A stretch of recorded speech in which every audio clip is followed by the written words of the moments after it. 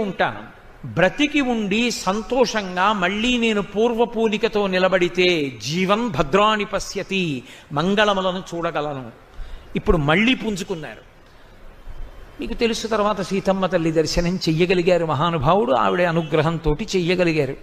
కాబట్టి మనిషి నిలబడడం అన్నది చాలా ప్రధానం. ఆ ఉత్సాహమును కాని మనసు కోల్పోయిందా, సంతోషమును కాని కోల్పోయిందా, లక్ష్యమునందు దృష్టి పెట్టగలిగిన స్థితి కాని పోయిందా, ఇక వాడేదీ సాధించలేడు.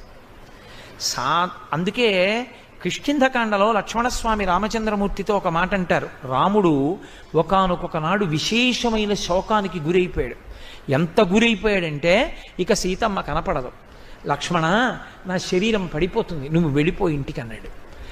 అప్పుడు లక్ష్మణస్వామి ఒక మాట చెప్పారు. ఉత్సాహో బలవాన్నార్యా నాస్తుత్యాహత్పరం బలం, స్వోత్సాహస్యాస్తి లోకేస్మిన్ నకి